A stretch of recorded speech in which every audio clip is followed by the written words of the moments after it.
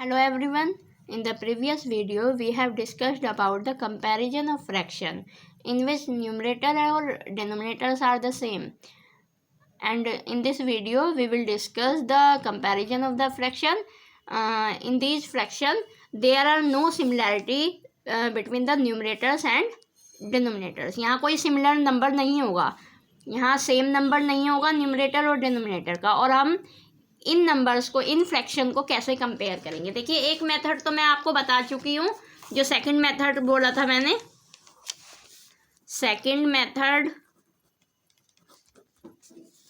Cross multiplication method.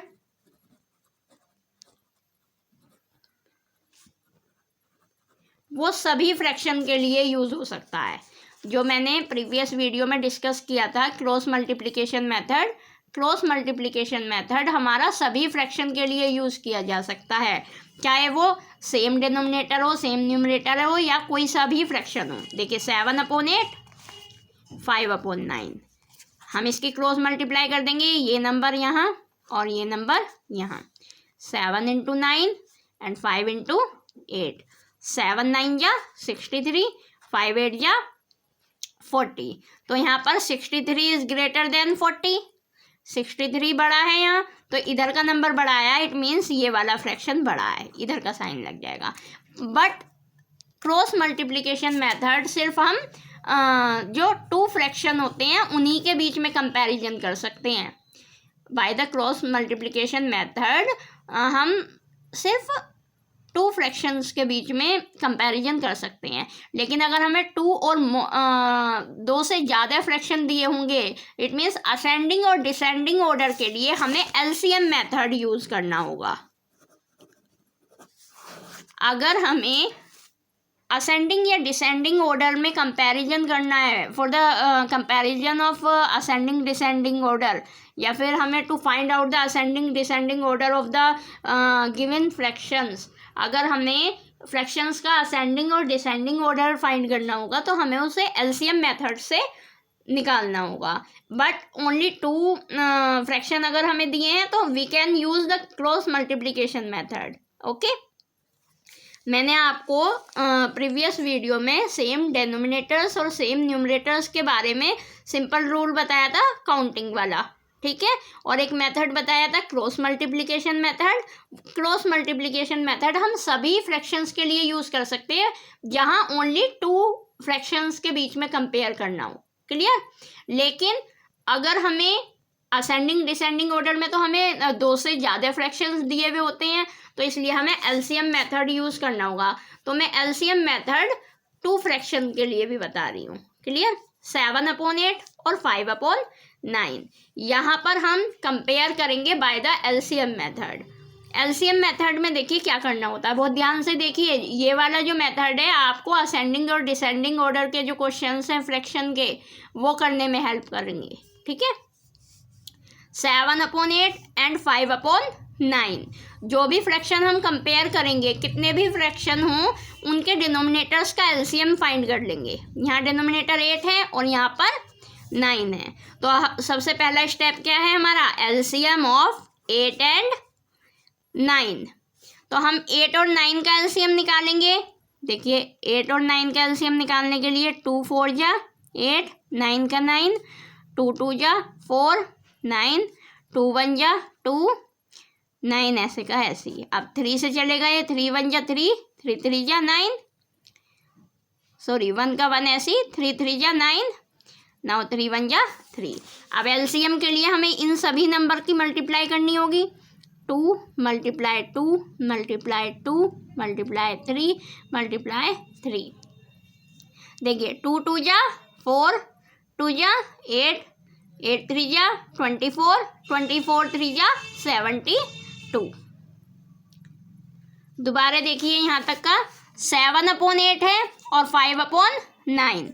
7/8 और 5/9 को हम कंपेयर कर रहे हैं कि कौन सा फ्रैक्शन बड़ा है, छोटा है या फिर इक्वल है, बाय द एलसीएम मेथड।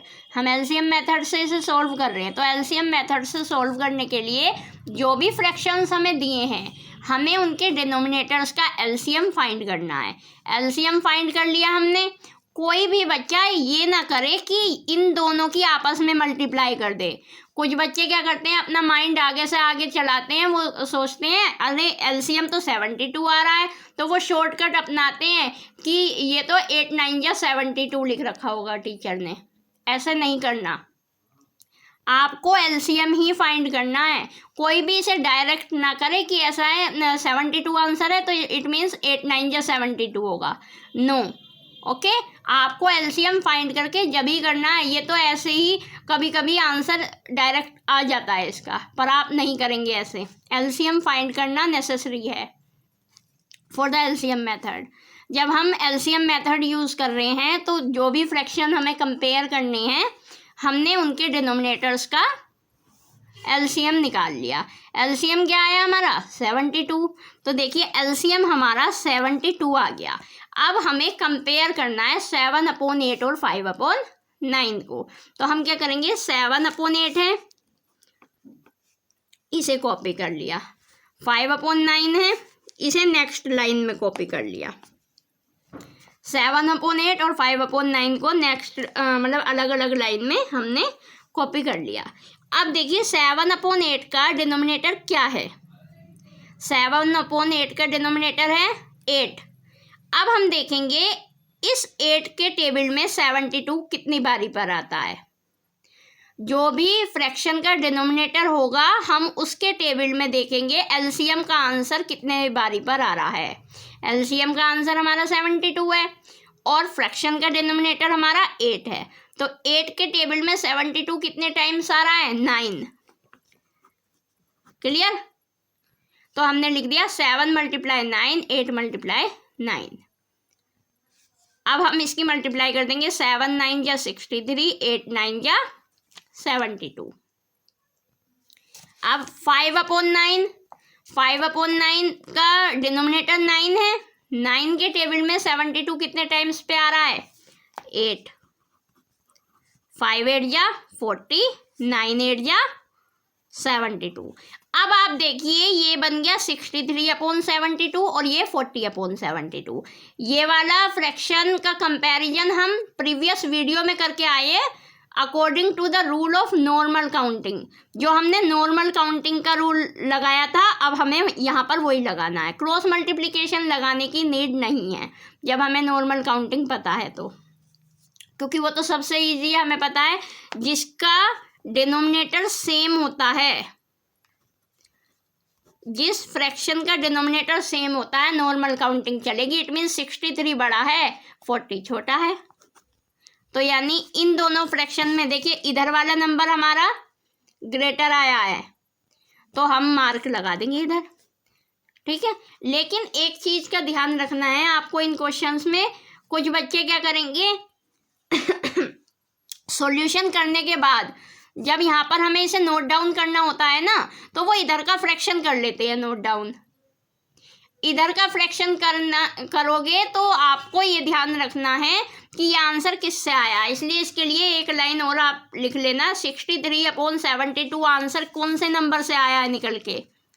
63/72 कौन से नंबर से आया, कौन से फ्रैक्शन से आया है, 7/8 से। और 40/72 कौन से फ्रैक्शन से आया है, 5/9 से। तो अब ये वाला ग्रेटर था, आ गया आंसर। क्लियर? मैं यही वाला क्वेश्चन आपको दोबारा रिवाइज करा रही हूँ। आपको बहुत ध्यान से देखनी है ये वीडियो और इनकी प्रैक्टिस करनी है, क्योंकि जब आपको एलसीएम मेथड से कंपैरिजन करना आ जाएगा तो असेंडिंग डिसेंडिंग ऑर्डर भी आप बहुत इजीली फाइंड कर सकते हैं। 7/8, 5/9 हम एलसीएम मेथड यूज़ कर रहे हैं, तो इसके लिए हमने डिनोमिनेटर्स का एलसीएम निकाला। 8 और 9 का एलसीएम फाइंड किया, 72 आ गया। एलसीएम फाइंड करने के बाद हमने इसका फर्स्ट फ्रैक्शन कॉपी किया और नेक्स्ट लाइन में सेकंड फ्रैक्शन कॉपी किया। फिर फर्स्ट फ्रैक्शन का डिनोमिनेटर देखा, उसके टेबल में एलसीएम का आंसर कितनी बारी पर आ रहा है, यानी उसके टेबल में 72 कितने टाइम्स पे आ रहा है। 8 के टेबल में 72 9 टाइम्स पे आ रहा है, तो 9 की ऊपर नीचे हमने मल्टीप्लाई कर दी। 7 9 या 63, 8 9 या 72। सिमिलरली 5 8 या 40, 9 8 या 72। हमने इन दोनों फ्रैक्शंस को कॉपी कर लिया। 63/72 40/72। अब इसमें कंपेयर किया, दोनों के डिनोमिनेटर सेम है और जहाँ डिनोमिनेटर सेम होते हैं वहाँ नॉर्मल काउंटिंग ही चलती है। It means 63 is greater than 40। तो और 63/72 कौन से वाले फ्रैक्शन का आंसर है? 7/8 का। और 40/72 कौन से फ्रैक्शन का आंसर है? 5/9 का। It means 7/8 is greater than the 5/9। Clear? देखिए अब इसका जो नेक्स्ट क्वेश्चन मैंने आपको दे रखा है 4/5 और 7/6। मैं यहाँ दोबारा कॉपी कर लेती हूँ बिकॉज ये थोड़ा इसमें हाइड हो गया है। 4/5 और 7/6 दोनों ही अलग अलग नंबर है, कुछ मैच नहीं हो रहा है इसमें, तो हमें एलसीएम मेथड से कैसे करना है? अब सबसे पहले हम 5 और 6 का एलसीएम निकालेंगे। एलसीएम ऑफ 5 and 6, 2 3 जा 6, 3 1 जा 3, 5 1 जा 5।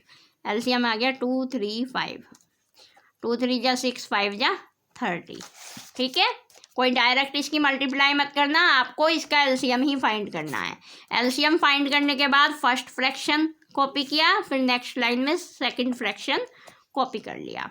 4/5, अब डिनोमिनेटर 5 है, 5 के टेबल में 30 कितनी बारी पे आ रहा है? 6। 4 6 जा 24, 5 6 जा 30। सिमिलरली हेयर 7/6, 6 के टेबल में 30 किस टाइम में आ रहा है? कितने टाइम्स पे? 5। 7 5 जा 35, 6 5 जा 30। अब दोनों फ्रैक्शन कॉपी कर लीजिए। 24/30, 35/30। दोनों के डिनोमिनेटर सेम है, it means normal counting follow होगी। 35 इज ग्रेटर देन 24। 24 किससे आया था आंसर निकल के? 4/5 से। और 35 वाला किससे आया है? 7/6 से। ठीक है, अब 4/5 और 7/6 में इधर वाला फ्रैक्शन ग्रेटर है। क्लियर? अब आपको इनकी प्रैक्टिस करनी है। इसके बाद आपको असेंडिंग डिसेंडिंग ऑर्डर भी एलसीएम मेथड से ही फाइंड करनी है। ओके।